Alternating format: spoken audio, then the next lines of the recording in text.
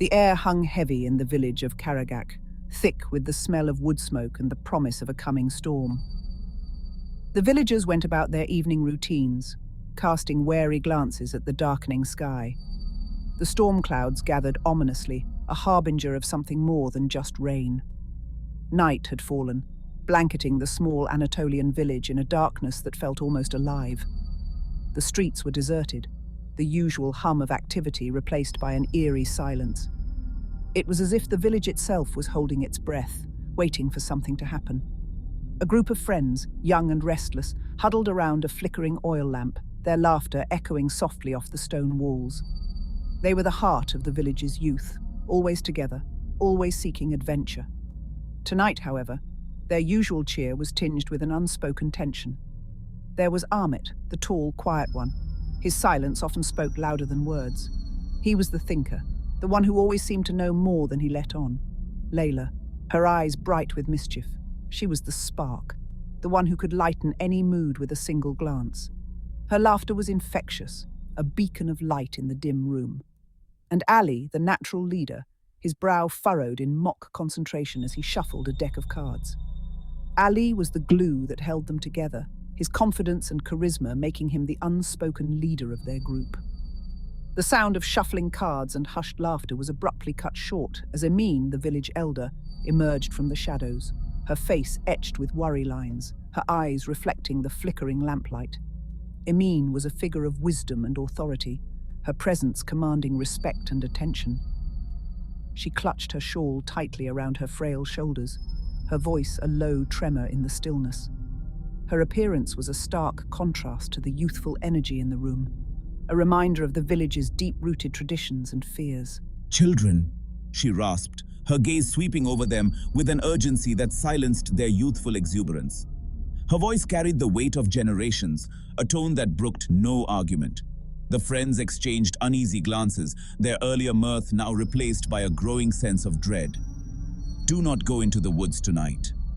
Her words hung in the air, heavy with foreboding.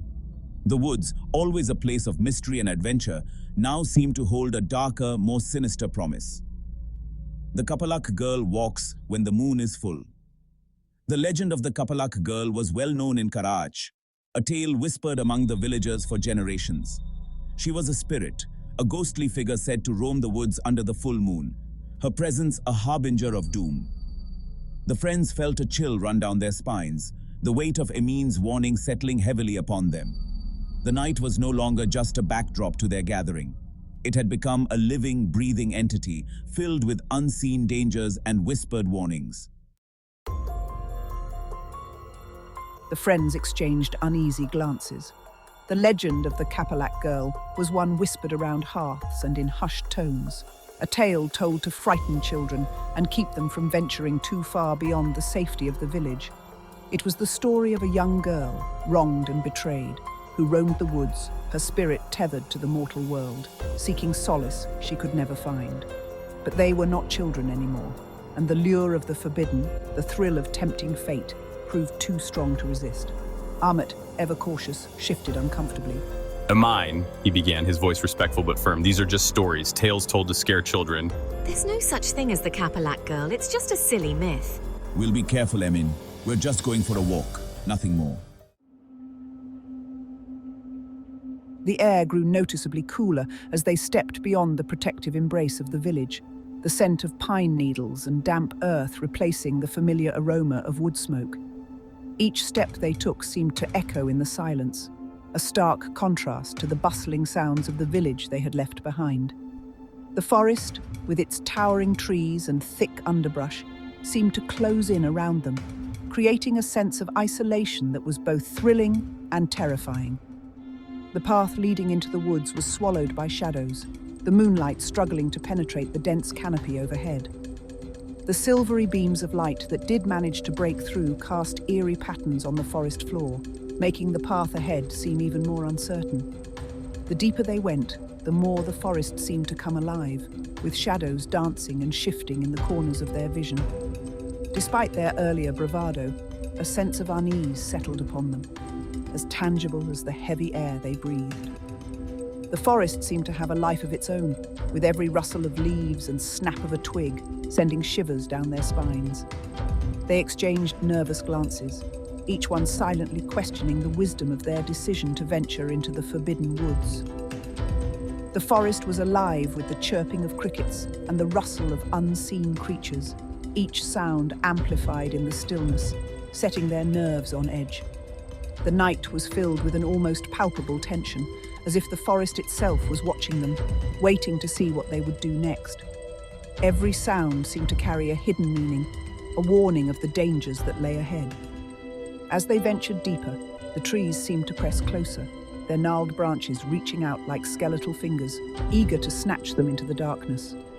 The once clear path was now a twisted maze of roots and underbrush, making every step a challenge. The oppressive darkness seemed to weigh down on them, making it hard to breathe, as if the forest itself was trying to suffocate them. The path, barely visible now, wound its way deeper into the heart of the woods, leading them further from the safety of the village and deeper into the realm of legend. Stories of the forbidden woods had been passed down for generations, tales of spirits and creatures that lurked in the shadows, waiting to prey on the unwary. Each step they took seemed to bring those stories to life, making the forest feel even more menacing. Ali, determined to break the oppressive silence, tried to lighten the mood. He cracked a joke, his voice cutting through the tension like a knife, but the laughter that followed was forced, a thin veneer over the fear that gripped them all. "See?" he said, his voice louder than necessary, "nothing to be afraid of." But even as he spoke, his eyes darted nervously around, betraying his true feelings. The forest seemed to mock his bravado, the shadows growing darker and the sounds more ominous. But even his words lacked conviction, echoing hollowly in the stillness. The forest, with its ancient trees and hidden secrets, seemed to hold its breath, waiting for the next move. The group huddled closer together, their fear palpable, as they continued their journey into the unknown, each step taking them further from the safety of the village and deeper into the heart of the forbidden woods. The first sign that something was amiss was the silence. The chirping of crickets, ever present until now, ceased abruptly, as if an unseen conductor had silenced an orchestra. Even the rustle of leaves beneath their feet seemed to be swallowed by the oppressive quiet. The air, heavy moments before, grew frigid, sending a shiver down their spines that had nothing to do with the cool night air. They stopped, their breath misting in the sudden chill, their eyes scanning the impenetrable darkness surrounding them. Ali, I don't like this. Let's go back. Layla, her bravado forgotten, reached out, her hand trembling slightly as she gripped Ali's arm. Layla's right, something doesn't feel right. Amit, his gaze fixed on the point where the path disappeared into the impenetrable darkness, nodded in agreement. But Ali, his curiosity now tinged with a prickle of fear, hesitated. He had dismissed the legend as a child's tale, but the unnatural silence, the sudden drop in temperature, whispered of something ancient and unknowable. A faint light flickered in the distance, dancing and swaying like a flame caught in a gentle breeze. The forest was silent, save for the occasional rustle of leaves, as if the trees themselves were holding their breath, waiting for something to happen. It appeared ethereal, almost otherworldly, casting long, distorted shadows that danced and writhed against the trees. The light seemed to have a life of its own, moving with a rhythm that was both mesmerizing and unsettling, as if it were a living entity, breathing and pulsing in the darkness. As they watched, mesmerized and terrified, the light grew in intensity, revealing the silhouette of a young woman. She seemed to materialize out of thin air, her form becoming clearer with each passing second, until she stood fully revealed in the eerie glow. Her long dark hair cascaded down her back, almost reaching the ground, and her white dress flowed around her like mist clinging to the forest floor. She moved with a grace that was almost supernatural, her every step barely disturbing the leaves beneath her feet. But it was the butterflies that truly chilled them to the bone. They seemed to appear out of nowhere, materializing from the darkness to surround her in a shimmering cloud. Hundreds, perhaps thousands of butterflies, their wings shimmering with an eerie luminescence, swirled around the figure, forming a halo of ethereal light that pulsed and throbbed in the darkness. The air was filled with the soft, almost musical sound of their wings beating in unison, creating a haunting melody that echoed through the forest. They were unlike any butterflies they had ever seen before, their wings larger, their colors more vibrant, almost glowing in the darkness.